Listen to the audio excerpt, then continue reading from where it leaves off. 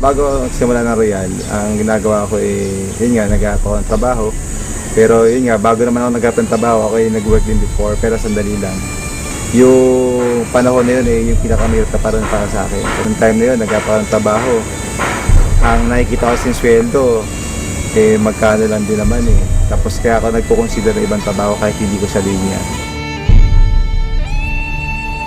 Punta ako sa isang work, sa isang company, bawal ko sa isang building, susuyuri mo yan So pagka inabot ko yung resume, timing na may opening, interview nila kagad ako. Yung experience ko talaga dati na sabi ko bakit gano'n? Totoo pala talaga na hindi porket nakatapos ka maganda rin buhay. That time din naisip ko bakit gano'n maganda naman tinapos ko, maganda naman eskwela ko, pero bakit that time walang trabaho? Pero awan lang Diyos, kinapagtrabaho naman din tayo kahit sandali hanggang sa dumating yung Royal sa buhay. Nakatuwa at nagsimula ako noon, naalala ko 2006. So nag-join ako nung 2006 na yun, ginagawa ko lang to, kumbaga sideline lang. Pero nung doon ako, naintindihan ko kahit sideline pala to, kailangan kong seryosohin. Hindi ko na-expect na pwede palang, dahil doon sa sipag ng isang tao dito sa negosyo na to, pwede ka pa talagang umasenso dito, yumaman. Maliban sa yumaman, kung ano man yung pangarap na gusto mo, gusto ng pamilya mo, gusto ng mga tao nasa paligid mo, pwede pala mangyari. Kumbaga, sabi ko, yung income ko dito talagang maganda. Pero hindi ko na-expect na pwede palang mas maganda pa doon sa gusto kong maganda. Noong time na sabi ko, nakikita ko na yung ganda ng negosyo, tuloy-tuloy lang ako. Naalala ko, pagka may mga awarding, palagi ako nandun, nanonood ko yung mga kumikita sa Royal. At tutuwa rin ako kasi meron sila ma-award. Sabi ko, pwede rin kaya mangyari yun sa parang ordinaryong member kagaya ko, no? So, sa nakalipas na ilang taon ko na rin sa Royal, ako sa totoo lang, hindi ko naman in-expect na pwede pala maging number 1 Ang sa akin lang, dito ako sa Royal, gagawin ko to para sa pamilya ko.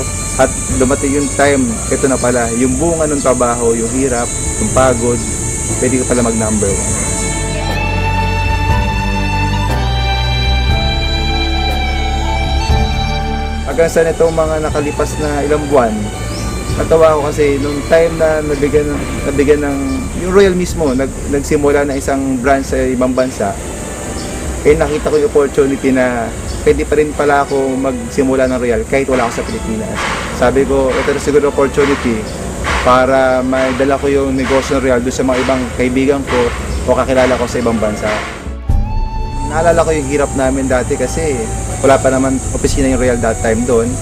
Ultimo, madaling araw nag-i-impake pa ako ng produkto kasi meron siyang kamag-anak na pupunta doon. Pinadadala ko pa yung produkto doon. Awa ng Diyos, yung opisina po natin sa Royal nagbukas na doon sa Dubai, sa UAE. Napakalaking bagay doon kasi yung mga tao, mga kaibigan ko na nagsimula ng Royal na naniwala sa negosyo ng Royal, ngayon nandun na po sila. Yun yung hanap buhay nila, yun yung pagkakakitaan nila.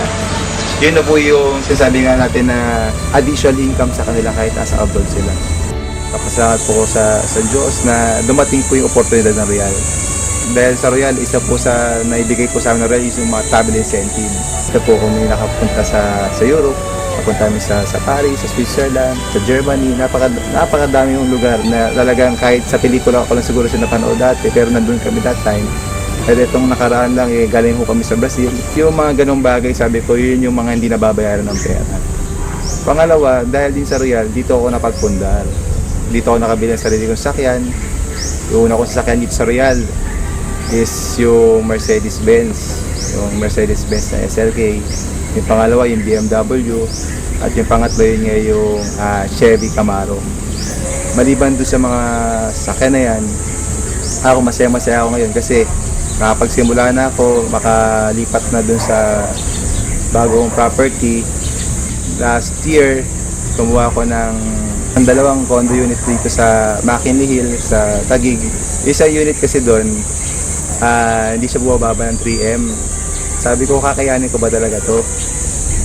Pero sabi ko, nandito ako sa Royal, imposible hindi ko to kayanin. So, after a week, nag-decide ako, bumalik ako doon at kumuha ko ng isang unit. Alam niyo, nakakatawa. Yung isa yung kinuha kong unit doon sa McKinley Hill at yung pangalawa yung isa pang unit doon yung Venice. Pasok kayo, dito tayo sa kabila naman. yung hirap, yung pagod, yun yung mga naging resulta namin. At isa sa pinaka nakakatuwang resulta dito, yung negosyo na Royal, magkakasama rin kami magkakapatid, buong pamilya. At nang kumita na ho kami dito, yung mga kapatid ko, nag-put up na rin ho kami ng isa pang traditional business na magkakasama pa rin ho kami.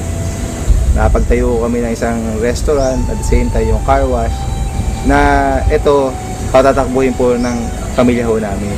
Itong negosyo na to, ito ay bunga ng negosyo ng Royal. Nakakatuwa, nakita ko na po yung bunga, yung 6 na taon na pinaghirapan po namin dito sa Royal.